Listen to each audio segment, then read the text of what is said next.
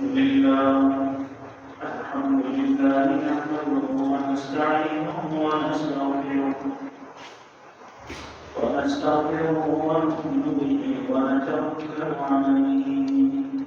ونعوذ بالله من شرور أنفسنا ومن سيئات أعمالنا من يهده الله فلا مضل له ومن يضلل فلا هادي له وأشهد أن لا إله إلا الله وحده لا شريك له ونشهد أن سيدنا ومولانا محمدا عبده ورسوله أرسله بالحق بشيرا ونذيرا وداعيا إلى الله بإذنه وسراجا منيرا أما بعد فأعوذ بالله من الشيطان الرجيم بسم الله الرحمن الرحيم محمد رسول الله والذين معه أشداء على الكفار رحماء بينهم تراهم ركعا سجدا يبتغون فضلا من الله ورضوانا سيماهم في وجوههم من أثر السجود ذلك مثلهم في التوراة ومثلهم في الإنجيل كزرع أخرج شطأه فآزره فاستوى على سوقه يعجب الزراع ليغيظ بهم الكفار وعد الله الذين آمنوا وعملوا الصالحات منهم مغفرة وأجرا عظيما آمنت بالله صدق الله العظيم وصدق رسوله النبي الكريم ونحن على ذلك من الشاهدين والشاهدين والحمد لله رب العالمين اللهم صل على سيدنا محمد وعلى آل سيدنا محمد وبارك وسلم اللهم صل على سيدنا محمد وعلى آل سيدنا محمد وبارك وسلم اللهم صل على سيدنا محمد وعلى آل سيدنا محمد وبارك وسلم اشهد ان لا اله الا محمد رسول الله محمد الله رسول صلى الله عليه وسلم والذين معه أجلوا کے ساتھ ہیں اشداء على الكفار کفار اور ساتھ ہیں رحماء بینہم آپس میں رحمت دیتے ہیں ترام دیکھے کر دکھنے رکع رکوع میں سجدہ سجدے ہیں یبتغون فضلا من اللہ ورضوانا اللہ سے اس کا فضل اور اس کی رضا تلاش کرتے ہیں سیما دکھائی دے گا فی وجوہہم ان کی چہروں پر اثر السجود کثرت سجود کا اثر ذالک مثلہم فی التوراۃ یہی بس ان کے تورات میں بھی ہم نے بتائے ومثلہم فی الانجیل اور انجیل میں بھی یہی اوصاف ذکر کیے کزرع مثل اس کھیتی کے اخرج شطأہ جس نے اپنی بالی ڈالی نکالی فآزرہ پھر اسے موٹا کمی کر دیا فاستغلظ پھر موٹی ہو گئی فاستوى پھر اپنے تنے پر کھڑی ہو گئی علی سوقہ یعجب الزراع تنے پر کھڑی ہو کر کسانوں کو خوش کرنے لگی لیغیظ بہم الکفار اللہ فرماتے ہیں صحابہ حضور کی کمائی اور کھیتی ہیں صحابہ کو حضور دیکھ کر خوش ہوتے ہیں جب حضور خوش ہوتے ہیں تو کافروں کو غصہ آتا ہے حضور کی خوشی سے وعد اللہ اللہ نے ہم میں سے وعدہ کیا ہے الذین آمنوا ان لوگوں سے وعملوا الصالحات جو نیک کام کرنے والے ہیں منہم سب انسانوں میں سے اللہ کے وعدے ہیں مغفرت بخشش کے اجر عظیمہ اجر عظیم کے قرآن کریم کی آیات ہیں، سورہ فتح کی آخری آیتیں ہیں، آخری آیتیں کے ٹکڑے اللہ تعالیٰ نے آپ کے سامنے توفیق عطا فرمائی ہے۔ اگر دنوں مہینوں سال کے اعتبار سے دیکھیں تو کل 12 ربیع الاول کی تاریخ ہے، آج 11 ربیع الاول ہے۔ ارادہ تھا کہ رسول اللہ صلی اللہ علیہ وسلم کی ذات بابرکات کا بابرکت تذکرہ ہم کریں گے، اور پھر آپ دیکھتے ہیں کہ 6 ستمبر وہ یوم دفاع ہے اس ملک کا، جس ملک میں میں اور آپ رہتے ہیں، اور پھر 7 ستمبر وہ دن ہے کہ جب پاکستان کی ایمان زیری اور ایمان والا سینٹ اور قومی اسمبلی کے مشترکہ اجلاس سے حکومت اور اپوزیشن دونوں نے مل کر کسی ایک ووٹ کے بھی خلاف پڑے بغیر، نہ اپوزیشن کا ووٹ خلاف پڑا، نہ حکومتی بینچوں میں سے پہلی بینچز میں سے کسی نے خلاف مخالفت کی، تو ایک قانون پاس ہوا کہ رسول اللہ صلی اللہ علیہ وسلم کے بعد کسی شخص کو نبی مہدی ہدایت والا اور رہنما ماننے والا انسان وہ کافر ہے، اس کا اسلام سے کوئی تعلق نہیں ہے۔ قادیانیت کے خلاف جو قانون تھا تو یہ اہم ہے، آج والا دن ہے، جمعہ سید الایام ہے، سب دنوں کا سردار ہے۔ علماء نے لکھا ہے کتابوں میں، مختلف کتابوں میں، کہ جمعے کا دن عید کے دن سے بڑا ہے، اور یہ جمعے کا دن اللہ تعالیٰ نے باقی امتوں نے اپنے لیے خود پسند کی۔ ایک نے ہفتہ لے لیا، ایک نے اتوار لے لیا، دن سب اللہ کے، ہفتہ بھی اللہ کا، اتوار بھی اللہ کا، لیکن اللہ تعالیٰ نے ہمارے لیے خود منتخب فرمایا ہے جمعے کا برکت والا دن۔ کل کا دن 12 ربیع الاول کا رسول اللہ صلی اللہ علیہ وسلم کی یوم وصال کا دن بھی ہے، اور بعض روایات کے مطابق پیدائش مبارک کا دن بھی ہے۔ حضور پاک علیہ السلام کی تذکرہ مبارک تذکرہ کرنے میں کسی کا اختلاف نہیں، یہ منانے نہ منانے کے مسئلے علیحدہ ہیں۔ حضور کا تذکرہ 24 گھنٹے ہفتے کے 7 دن، سال کے سارے دن، پوری زندگی کریں تو تب بھی یہ زبان اس کا پتہ نہیں کر سکتے۔ تو حضور کریم علیہ السلام کا مبارک تذکرہ ہر وقت کرنا چاہیے، وہ کسی دن سے خاص نہیں ہے۔ میں تیاری کر رہا تھا صبح فجر کی بات میں کہ اللہ کے رسول علیہ السلام کی شان اقدس کے کئی پہلو، اتنے پہلو کہ آپ یقین کریں کہ کتابوں کی کتابیں بھری ہوئی ہیں۔ میرے پاس ایک کتاب آتی ہے کراچی سے، ہر 3 مہینے بعد وہ شائع کرتے ہیں،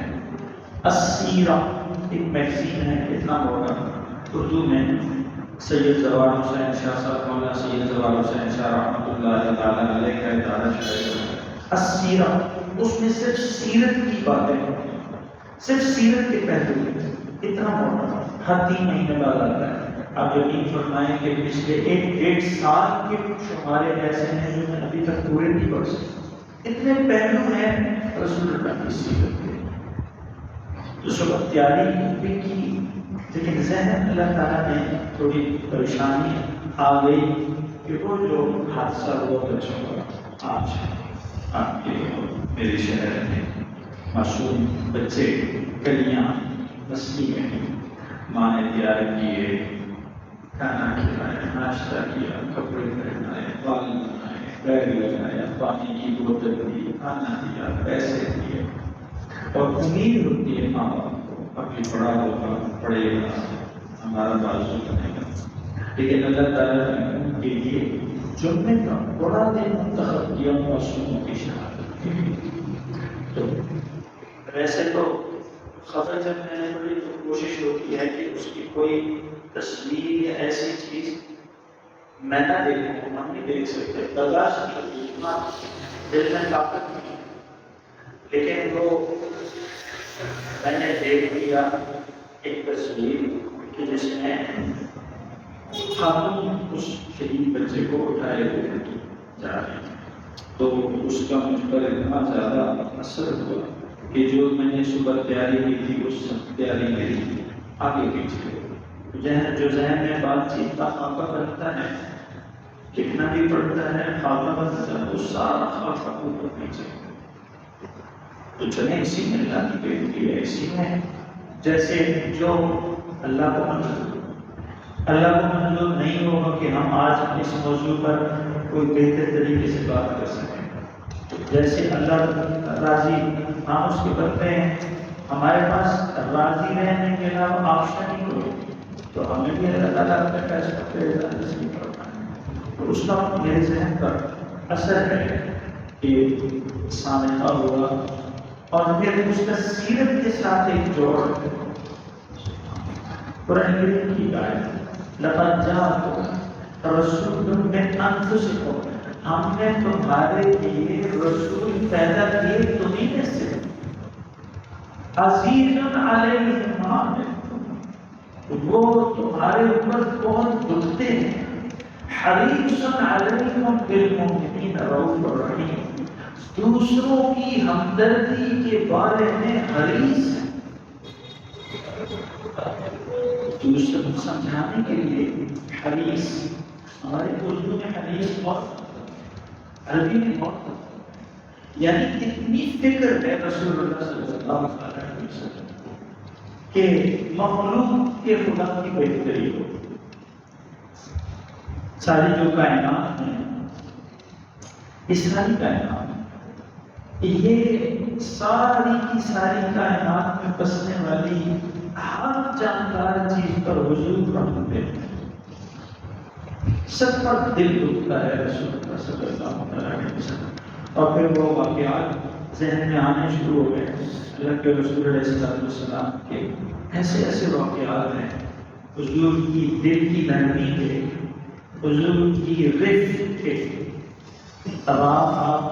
رفق کہتے ہیں دل کی نرمی کو، حضور کی رقت کے، حضور کی رفق کے، کہ رسول اللہ صلی اللہ علیہ وسلم اپنی امت پر کتنے مہربان، اور یہ جو حادثہ ہے آپ دیکھیں گے ہو جاتی ہیں غلطیاں انسانوں سے، لیکن یہ جو سڑک پر جس طرح سے یہ حادثہ ہوا ہوگا، چلے جان کے بھی کوئی کسی کے ساتھ حادثہ کرتا ہے، لیکن کیا کچھ کرنے بچے نہیں ہوں، آپ نے گاڑی چلانی ہے تو اس کے لیے کوئی اللہ کے رسول علیہ السلام کی کوئی تعلیم نہیں، کوئی طریقہ نہیں بتایا حضور، دو باتیں، یا تو ملک کے قانون اور طریقے کو سمجھو اور مانو، وہ مان لو، ملک میں بھی تو قانون میں طریقہ بتائیں گاڑی چلانے، وہ نہیں مانتے تو مسلمان حضور کا طریقہ مان لیں، نہ ملک کا قانون مانتے ہیں نہ رسول اللہ کا، نہ اللہ کے قانون کے پابند ہیں نہ ملک کے قانون کے پابند، واقعی آپ محسوس کریں، میں ایک ایسے بیابان جنگل پہ رہتے ہیں جہاں انسانیت نام کی چیز دور دور کرتی ہے، اتنی بڑی گاڑی ہے اللہ نے آپ کو بٹھایا ہے، اس کو تھوڑا گزارے سے چلا، اگر دین ہو، اگر رسول اللہ کی محبت ہو، یہ باتیں اللہ کے رسول علیہ السلام نے فرمایا، دیکھیں ہم دین کو سمجھتے کیا ہے، ہمارا دین صرف اس حد تک ہے کہ جو نیک ہے وہ 5 نمازیں پڑھے گا مسجد میں آ کر، بس جو تھوڑا اور نیک ہے وہ میری طرح داڑھی ٹوپی کرتا پاجامہ پہن لے گا، بس تھوڑا اور نیک ہے تو یہ کالوں کی پٹی کو دائیں طرف کر لے گا، جیب کو دائیں طرف کر لے گا، نصاب نہیں کرتا، نہ طنز کرتا، ادھر کر لے گا، حج کر لے گا، عمرہ کر لے گا، لیکن سڑک پر کیسے چلنا ہے اس کو نیکی نہیں سمجھتا، داڑھی ٹوپی والا، گاڑی کیسے چلانی ہے اس کو نیکی نہیں سمجھتا، کام کاروبار کیسا کرنا ہے اس کو نیکی نہیں سمجھتا، بیٹے کی شادی اور بیٹی کی رخصتی کیسے کرنی ہے اس کو نیک نہیں سمجھتا، اس کو دین نہیں سمجھتا، اس کو اپنی ضرورت ہی نہیں سمجھتا۔ کس طرح پر دکھانے والے ہیں؟ رسول اللہ صلی اللہ علیہ وسلم نے فرمایا جس کے ساتھ اللہ تعالیٰ دنیا میں رحم کا کرم کا معاملہ فرماتے ہیں اس کو سکون عطا فرماتے ہیں، اس کو سکون عطا فرماتے ہیں، اور جس کو اللہ تعالیٰ پریشان کرنا چاہتے ہیں، جس کو اللہ تعالیٰ بے چین کرنا چاہتے ہیں، جس کی اللہ دنیا اور آخرت پر سواریہ نشان لگانا چاہتے ہیں، اس کو اللہ جلد بازی میں مبتلا فرماتا ہے۔ سکون اللہ کی نعمت، سکون اللہ کی طرف سے ہے، جلد بازی شیطان کی طرف سے۔ آپ بھی سڑکوں پر چلتے ہیں، ہم بھی چل رہے ہیں سڑکوں پر، میں کوئی ایسی بات کروں کہ جو حقیقت کے خلاف ہو تو آپ مجھے نماز کے بعد بتا دیے گئے کہ وہ جو آپ نے بات کی ہے اس کا حقیقت سے کوئی تعلق نہیں، حقیقت کے خلاف ہم بات نہیں کرتے۔ آپ دیکھیں، اگر آپ کہیں سے گاڑی موڑ رہے ہو اور آپ کے آگے کوئی رکاوٹ ہو، یا پولیس والے نے روک دیا ہو، یا آپ کی گاڑی خراب ہو گئی ہو، یا تھوڑا آپ سے گاڑی موڑنے میں تھوڑی آہستگی ہو گئی ہو، تو آپ نے دیکھا ہوگا لوگ فوراً گاڑیاں سٹارٹ کر لیا، ہارن دے رہے ہوتے ہیں، لائٹیں مار رہے ہوتے ہیں، شیشے سے باہر نکل کر گالیاں دے رہے ہوتے ہیں، آگے کرو، چلاؤ، کھولو، آگے جاؤ، ہارن پر ہارن دیتے ہیں۔ حالانکہ یہ جو جلدی کر رہا ہے اس میں کوئی اس کا جلدی کا کام نہیں ہے، اس نے ہسپتال نہیں کا، کوئی ایسا ایمرجنسی کا کام نہیں ہے۔ کیوں کر رہا ہے جلدی؟ میں بھی عرض کرتا ہوں، کیوں کر رہا ہے جلدی میں؟ کسی اونچی عمارت سے آپ کھڑے ہو کر لوگوں کو دیکھیں، گاڑیوں والوں کو، اور گاڑیوں میں بیٹھتے چڑھتے اور اترتے بیٹھتے، اور گاڑیوں کو سب بھاگ رہے ہیں۔ کسی اونچی عمارت کا آپ چڑھ کر دیکھیں، کسی ہوٹل اونچی ہوٹل کی کھڑکی سے آپ دیکھیں، سب بھاگ رہے ہیں، پوری دنیا بھاگ رہی ہے۔ سکون میں کم لوگ، سکون اللہ کی طرف سے، جلد بازی قدرت شیطان کی طرف سے۔ یہ ہے کیوں؟ اس کی وجہ کیا ہے؟ اللہ ہمارے بڑے فرماتے ہیں اس کی وجہ یہ ہے کہ نماز میں سکون نہیں ہے، اس لیے پوری زندگی میں بھی سکون ایسی 5 نمازیں پڑھاتے ہیں اللہ، صبح پڑھی تھی، ابھی پھر پڑھنی پڑ رہی، ابھی پڑھ رہے ہیں، کام کاج سے آئے ہیں، کھانا کھائیں گے، کچھ دیر بعد پھر پڑھنی پڑ جائے گی، شام ہوگی، کہیں باہر جانا ہے، چائے پینی ہے، پھر ایک نماز پڑھنی پڑ جائے گی، رات سونے کا وقت ہے، کھانا کھایا ہے، چہل قدمی کا وقت ہے، ایک نماز پھر پڑھنی پڑ جائے گی۔ کیوں رکھی ہے اتنی نمازیں؟ اس لیے کہ زندگی میں سکون ہو۔ یہ جو تیز ہو رہا ہے یہ سکون میں آتا ہے، یہ جو بھاگ رہا ہے یہ جو بے چین ہے یہ پرسکون ہوتا ہے، اس کی بے چینی ختم ہوتا ہے۔ نماز میں سکون ہوگا تو سڑک پر بھی یہ نماز میں سکون والا جب چلے گا، گاڑی چلائے گا یا پیدل چلے گا، سکون سے چلے گا۔ کبھی کسی اللہ والے کو، کسی اور نیک انسان آپ نہیں دیکھیں گے کہ وہ گاڑی بلا رہا ہو بے سکونی سے۔ سکون ہے، سکون اللہ کی طرف سے، جلد بازی شیطان کی طرف سے۔ موضوع سے ہٹ جاؤں میں، اللہ مجھے آپ کو سکون عطا فرمائے۔ ہماری کیا حالت ہے کہ ابھی گھڑی کا وہ سیکنڈز پورے نہیں ہوتے تو مقتدی کھڑے ہو جاتے ہیں. رسول اللہ صلی اللہ تعالی علیہ وسلم کے صحابہ بتاتے ہیں حضور محراب کے راستے سے تشریف لاتے تھے. جب حضور محراب کے راستے سے تشریف لاتے ہیں، جب کھڑے ہو جاتے ہیں اقامت کے لیے، اقامت کہنے والا کھڑا ہوتا تو پھر صحابہ کھڑے. اسی طرح اگر رسول اللہ اس طرف سے نہیں آئے، پیچھے سے آنا ہے، تو کوئی صحابی بھی گردن موڑ کر پیچھے نہیں دیکھتے تھے کہ ہمارے امام کہاں. انتظار میں بیٹھے، انتظار میں بیٹھے، پرسکون سکون سے بیٹھتے تھے. پھر آپ اور میں جب نماز میں کھڑے ہو گئے تو بے سکونی کیوں نہ ہو زندگی میں. امام سجدے رکوع میں بعد میں جا رہا ہے، مقتدی کو اتنی جلدی ہے وہ اس سے پہلے جا رہا ہے. امام سر بعد میں اٹھا رہا ہے، مقتدی کو اتنی جلدی ہے وہ سر پہلے اٹھا رہا ہے. امام نے پاؤں زمین پر رکھے ہیں سجدے کے دوران اور مقتدی سجدہ بھی کر رہا ہے اور پاؤں بھی زمین سے اٹھا کر اپنی نماز کو برباد کر رہا ہے. ہم تو آگے ہوتے ہیں، ہمیں نہیں پتا کہ کس کے پاؤں اٹھے کس کے نہیں اٹھے، ہمیں نہیں پتا چلتا. اب حضرات بتاتے ہیں کہ نماز میں پاؤں اٹھانے پر نماز ہوتی ہے کہ نہیں. آپ ہی مسئلہ پوچھتے ہیں تو نماز گڑبڑ ہو جاتی ہے.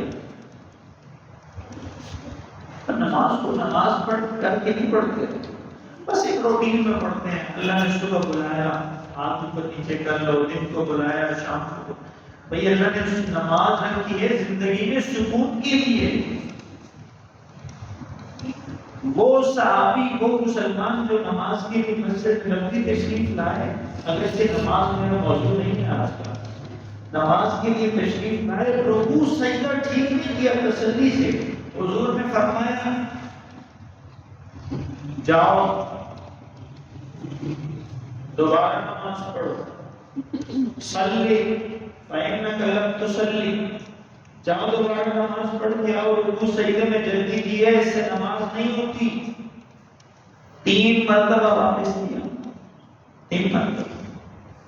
آخر انہوں نے عرض کیا آپ ہی ارشاد فرمائیں، مجھے تو جو آتی ہے میں اسی کا. رسول اللہ صلی اللہ علیہ وسلم نے بتایا کہ نماز میں رکوع سجدے میں سکون ضروری ہے.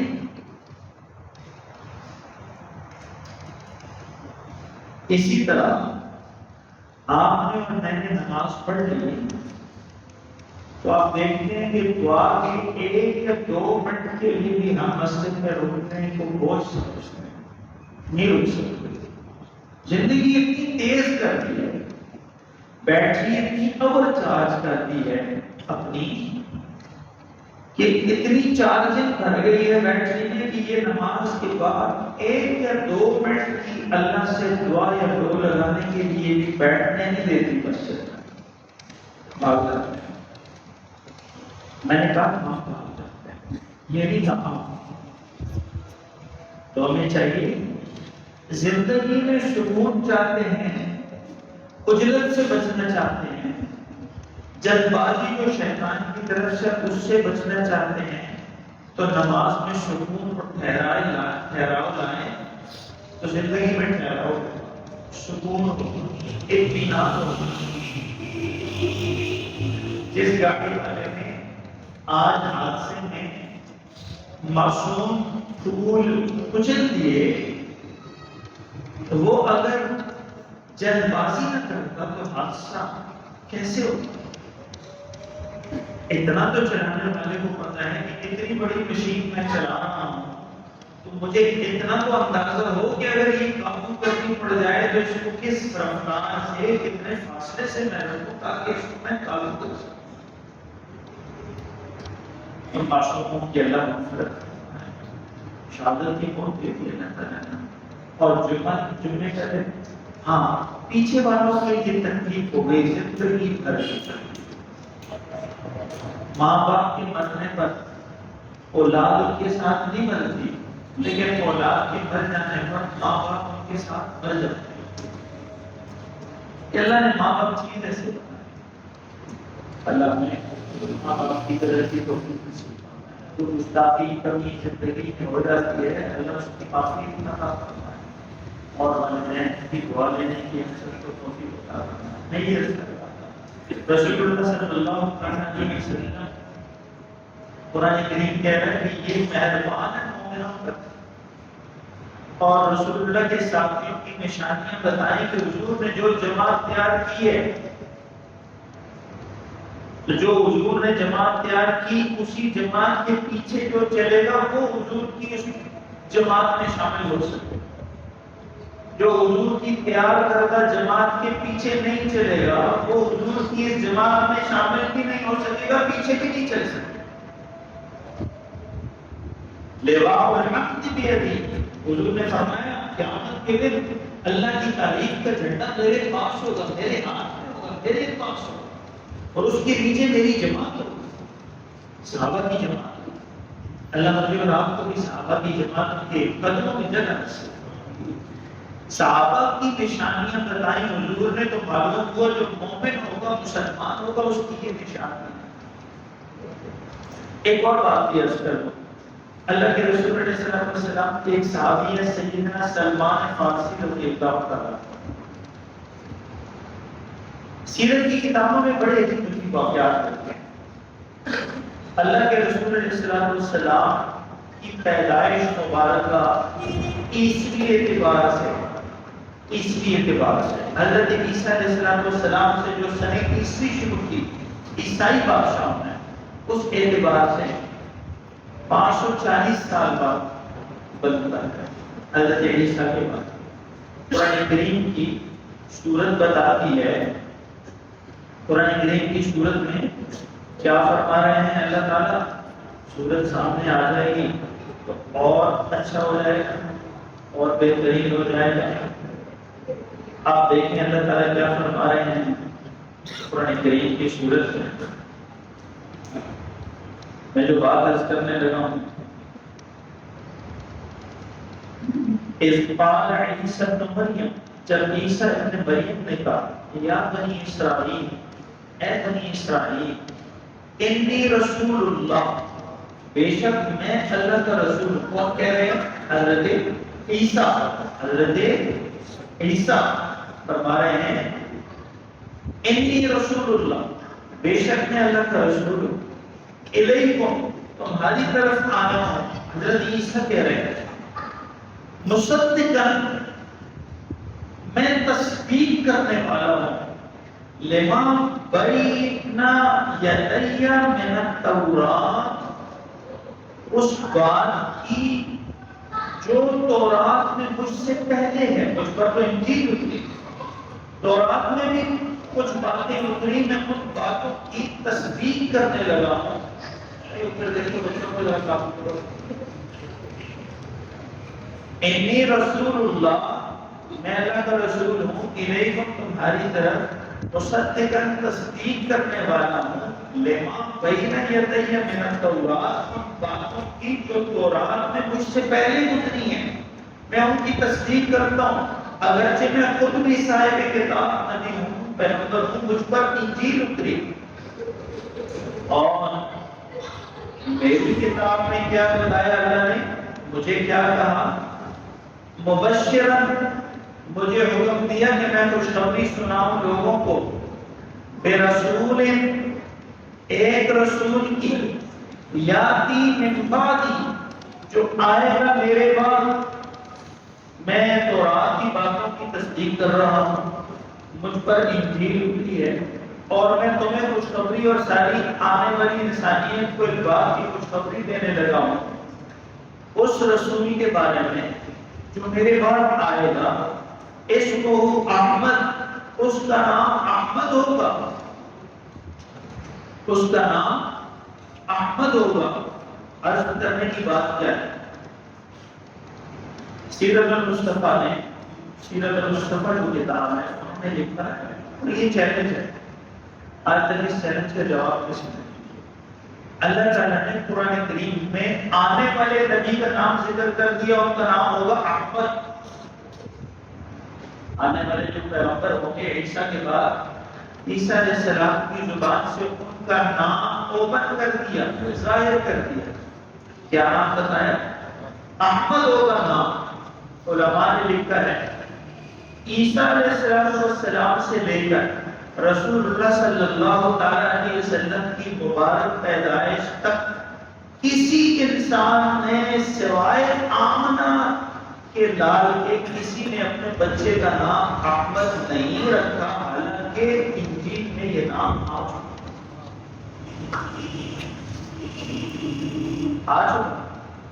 آسمانی کتاب میں نام ہے، لوگ اپنے بچوں کا نام رکھ سکتے تھے برکت کے لیے۔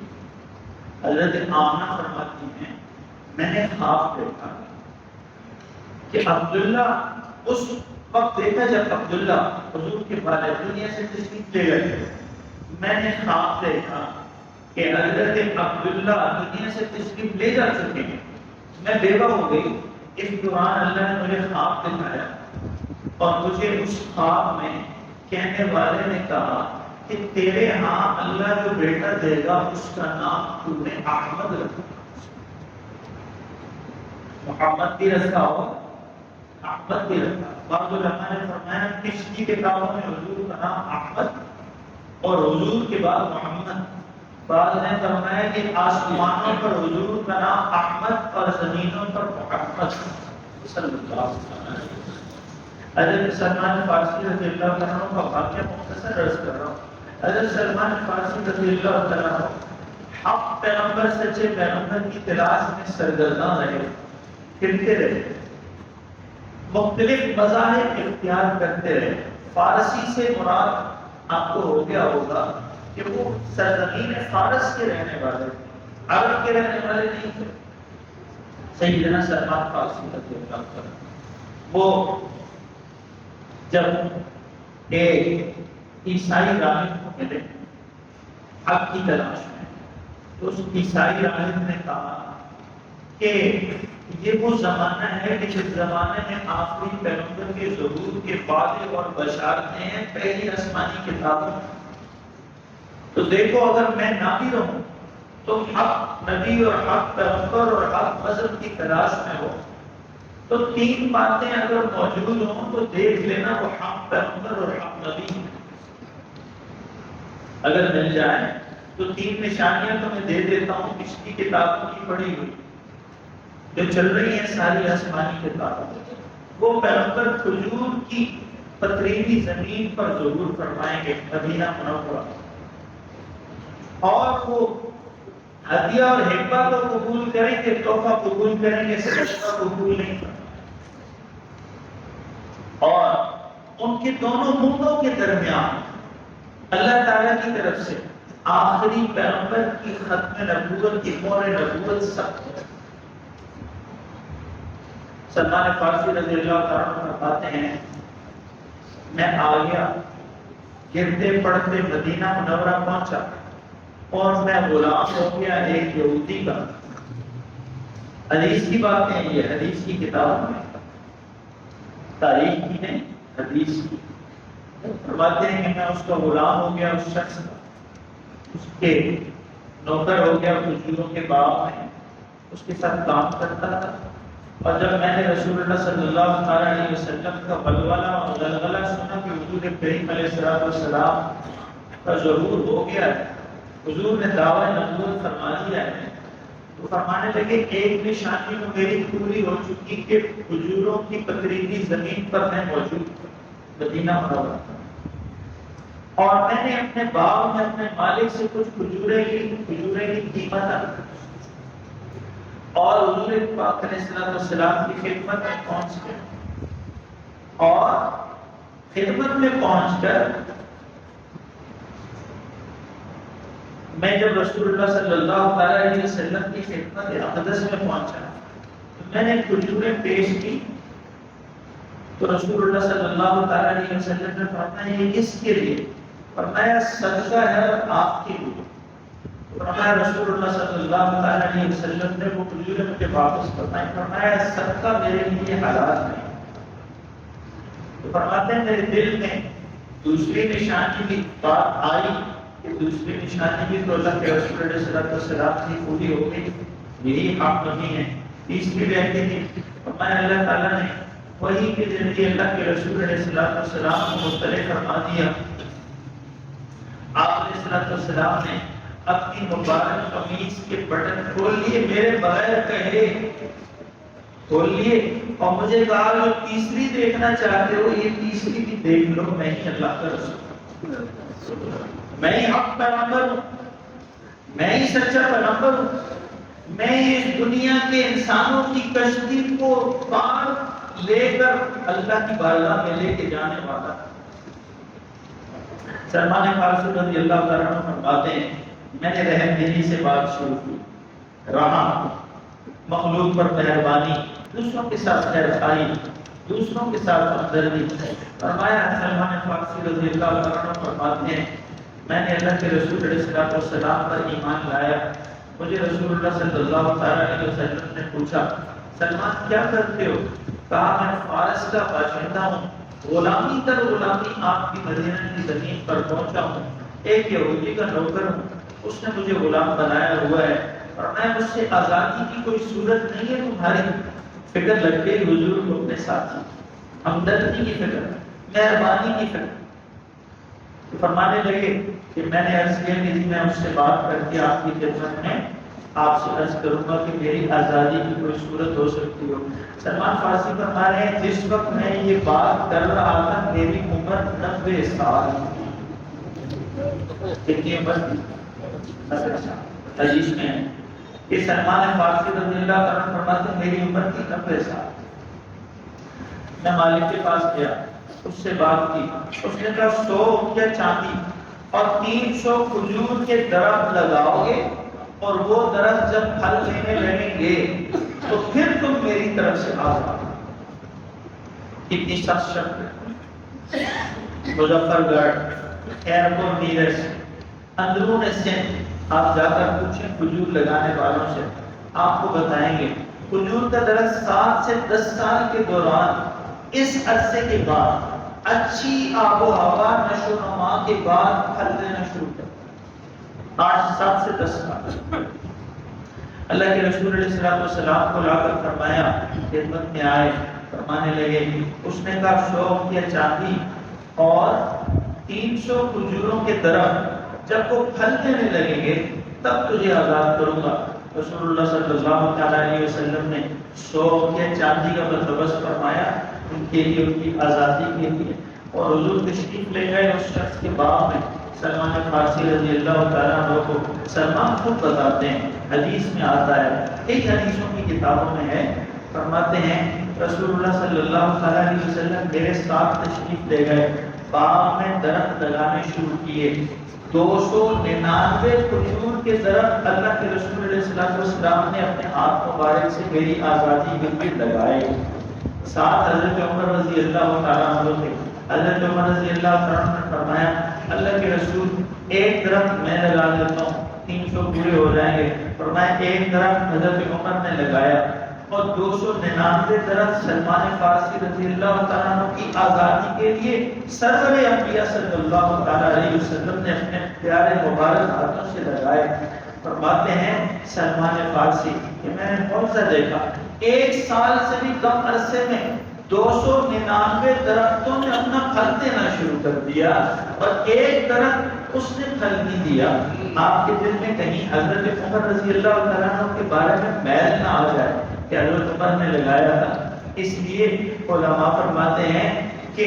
معجزہ نبی کے ہاتھ سے ظاہر ہو سکتا ہے۔ اگر حضرت عمر رضی اللہ تعالیٰ عنہ کا لگایا ہوا 300واں درخت بھی پھل دینے لگتا تو امتی اور نبی میں فرق ختم ہو جاتا،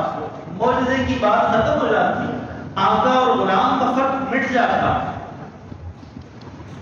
اللہ تعالیٰ نے اس ایک درخت کو پھل نہیں لگایا، 299 کو پھل لگائے۔ اللہ کے رسول علیہ السلام سلمان فارسی فرماتے ہیں درختوں کے پھل دیکھنے آئے اور دیکھا سب پھلدار ہیں، ایک نہیں ہے۔ فرمایا اس کو کیا ہوا؟ عمر رضی اللہ عنہ پھر دوبارہ ساتھ ہیں۔ فرمایا اللہ کے رسول یہ میں نے بو دیا تھا، میں نے لگا دیا تھا، یہ میں نے بویا تھا اس لیے۔ فرمایا اللہ کے رسول علیہ السلام نے اس درخت کو باہر نکالا اور پھر اپنے ہاتھ سے اس 300 میں درخت کو بھی لگا دیا، فرمایا اس نے بھی انہی درختوں کی طرف پھل دینا شروع کیا اور مجھے اللہ تعالیٰ نے آزادی دی۔ میں نے یہ عرض کیا بالمؤمنین رؤوف الرحیم، حضور کی شان کیا ہے؟ حضور دکھنے والے ہیں، حضور درد دینے والے ہیں، حضور اپنا آپ امتیوں پر، انسانیت پر نچھاور کرنے والی ہے۔ حضرت علی رضی اللہ تعالیٰ عنہ کا مشہور واقعہ ہے، بچے بچے کو پتہ ہے کہ خندق کے غزوے میں جہاں آج 7 مساجد ہیں، 7 مسجدیں چھوٹی چھوٹی اور ایک بڑی مسجد، وہاں مدینہ منورہ میں خندق کے غزوے میں بات ہے، مدینہ منورہ میں غذا کی قلت ہے، کھانے کو کچھ نہیں ہے، اوپر سے جنگ بھی آ گئی۔ اللہ کے رسول علیہ السلام ثابت کرتی سے اپنے صحابہ کے ساتھ کھڑے رہے، خندق کھودنے لگے۔ حضرت علی رضی اللہ تعالیٰ عنہ آئے، فرمایا اے اللہ کے رسول، داماد ہے، حضرت علی داماد رسول، اور میں اللہ کے رسول صلی اللہ علیہ وسلم پیٹ سے کپڑا ہٹایا اور میں 3 دن سے اللہ کی قسم کچھ نہیں کھایا، یہ دیکھیں کمر سیدھی کرنے کے لیے تاکہ گر نہ جاؤں، عرب پیٹ سے پتھر باندھ دیتے تھے، پیٹ پیچھے چلا جاتا تھا تاکہ کھڑے ہونے میں آسانی ہو، اور میں یہ دیکھیں میں نے ایک پتھر باندھ رکھا ہے، 3 دن ہو گئے کچھ نہیں ملا۔ اللہ کے رسول کوئی دعا فرمائیں یا کوئی کھانے کی کوئی چیز ہو عطا فرمائیں۔ رسول اللہ صلی اللہ علیہ وسلم نے اپنے پیٹ مبارک سے کپڑا اٹھا کر فرمایا علی اللہ کی قسم 5 دن ہو گئے کچھ نہیں کھایا، تیرا ایک پتھر ہے میرے پیٹ پر کیوں پتھر؟ قائد کس کو کہتے ہیں؟ قائد اس کو کہتے ہیں۔ راہبر و رہنما کس کو کہتے ہیں؟ راہبر و رہنما اس کو کہتے ہیں۔ لیڈر کس کو کہتے ہیں؟ لیڈر رسول اللہ کو کہتے ہیں۔ کہاں کر رہے ہیں میں اور آپ؟ کس غلط فہمی میں ہے؟ کس کے پیچھے جا رہے ہیں؟ میرے بھائیوں بزرگوں دوستوں، اللہ آپ کو مل سکتے ہیں لیکن اللہ نے بتایا ہے میرے تک کوئی راستہ اب براہ راست والا شارٹ کٹ والا نہیں ہے، میرے تک جو بھی راستہ آتا ہے وہ محمد کے قدموں سے ہوتا ہے۔ رسول اللہ کے قدموں کی مٹی اور دھول سے گزر کر پہنچو گے تب مجھ تک پہنچ سکو گے۔ اگر رسول اللہ کی نقش قدم پر چلے بغیر مجھے پانا چاہو گے تو مجھے پا نہیں سکو گے۔ مجھے پانے والی ہستی رسول اللہ صلی اللہ علیہ وسلم ہے۔ وہی بتائیں گے کہ اللہ کیسے ملتے ہیں، وہی بتائیں گے کہ اللہ تک پہنچنے کے راستے کیسے، وہی راہبر ہے، وہی رہنما ہے، وہی ہادی ہے، وہی پیغمبر ہے، وہی سیدھا راستہ دکھانے والے ہیں، میرے اور آپ پر دکھنے والے ہیں، میرے اور آپ کے لیے دعائیں کرنے والے ہیں، مجھے اور آپ کو انگلی سے پکڑ کر یا اپنی مبارک انگلی کی سفارش والی انگلی کو پھیر کر جنت میں لے کے جانے والے ہیں۔ مجھے اور آپ کو اللہ تعالیٰ جنتیں عطا فرمائے اور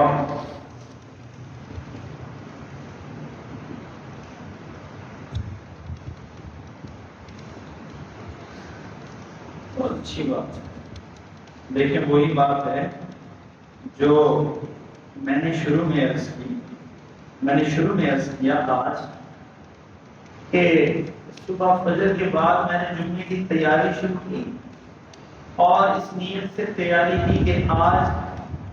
چونکہ کل 12 ربیع الاول ہے تو رسول اللہ صلی اللہ علیہ وسلم کا مبارک تذکرہ تو کسی دن کا محتاج نہیں، ہر دن حضور کا تذکرہ ہوتا ہے۔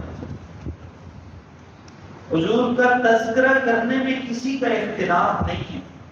منانے نہ منانے کی بحث ہے، تذکرہ مبارک کرنے میں اختلاف نہیں ہے۔ جو مسلمانوں کو حضور کا تذکرہ ضرور کرے۔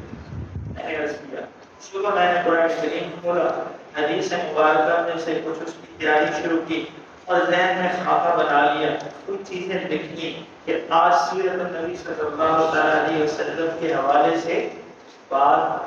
ہوگی جمعے میں، چونکہ کل 12 ربیع الاول ہے تو یہ مناسبت ہو جائے گی، تو جمعے میں آج بات کر لیں کہ اللہ کے رسول علیہ السلام کی سیرت پر۔ لیکن جیسے رکا آیا مجھے کہ وہ حادثہ ہوا بچوں کی شہادت کا، اسکول کے بچوں کی شہادت کا گاڑی سے، تو اس حادثے کی ایک تصویر دیکھی صرف میں نے، ماں وہ بچہ اٹھائے ہوئے، بچی یا بچہ جو بھی،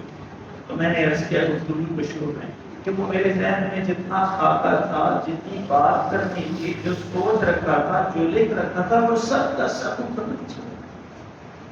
بھول گئی مجھے باتیں، کیا بات کرنی ہے، کس موضوع پر، کہاں سے پکڑنی ہے، کہاں ختم کرنی ہے، ذہن بالکل خالی۔ بار بار دعا کر کے کہ یا اللہ کوئی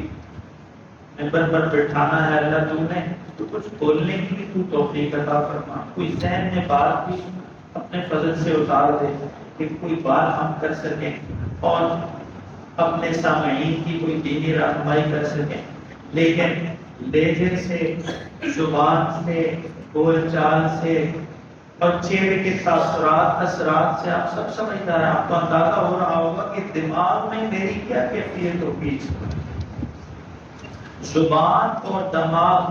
اور دل، یہ تینوں علت ہے، ساتھ ہی رہے،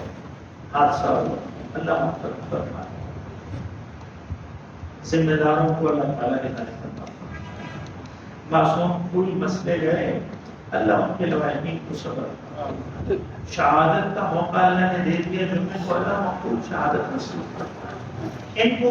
میرے اور آپ کے لیے اور ان کے والدین کے لیے ذریعہ آخرت۔ اور جو لوگ، میں اور آپ بھی تو گاڑیوں پر بیٹھتے، چلاتے، اترتے بیٹھتے ہیں، خدا کے ملکی قانون کی بھی پابندی کریں اور اللہ اور اس کے رسول کے قانون کی بھی پابندی کریں۔ مائیں اپنے بچوں کو گھروں سے کنگھی کر کے، بیگ لے کے، کپڑے پہنا کے اسکول بھیجتی ہیں، گاڑیوں کے ٹائروں کے نیچے مسلنے کے لیے ماں بچے کو رخصت نہیں کرتی۔ مجھے اور آپ کو اللہ تعالیٰ سمجھ حوصلہ، ان والدین کو حوصلہ عطا فرمائے جن کا نقصان ہوا، اللہ غیب کے خزانے سے پورا کرتا ہے، دلوں پر فرق عطا فرمائے۔ ایک بات اور میں نے عرض کی کہ ماں باپ جب مر جاتے ہیں تو اولاد ان کے ساتھ مرتی نہیں ہے، لیکن اولاد مر جائے، ماں باپ زندہ ہوں تو وہ اولاد کے ساتھ مر جاتے ہیں، مر جاتے، کوئی زندگی نہیں رہتی اگر اولاد مر جائے۔ واپس زندگی کو ایک اللہ کا نظام، میں نے بھی پاتا ہے، آپ نے بھی پاتا ہے، اللہ تعالیٰ عافیت کی بہت نصیب کرتا ہے، اور بچوں کا جو نقصان ہوا، ان خاندانوں کا اللہ وہ نقصان پورا کرتا ہے، اور ہمیں اپنی ذمہ داریاں سمجھنے کی اور سوچ سمجھ سے زندگی گزارنے کی توفیق عطا فرمائے۔ یہ کوئی طریقہ ہے، آپ گاڑی چلا رہے ہیں، کوئی اتنی بڑی مشین آپ کے پاؤں کے نیچے اللہ نے دی ہے اور آپ انسانوں کو اوپر سے گزار رہے ہیں، تو کوئی طریقہ نہیں۔ میں نے عرض کیا کہ الفاظ بھی میرے پاس اب نہیں ہے، میں کون سے الفاظ استعمال کروں کہ جو میں اپنے دکھ درد کا اظہار کر سکوں یا اس حالت کو بیان کر سکوں۔ اللہ تعالیٰ ہم سب کو سمجھ عطا فرمائے، رسول اللہ کی پیروی کی توفیق نصیب فرمائے، اور اللہ تعالیٰ دنیا سے جانے والے بچوں کی اگلی منزلیں وہ تو پاک صاف ہیں، اللہ اور منزلیں آسان فرمائے، جنت کا باسی بنائے، اللہ ان کو صبر عطا فرمائے۔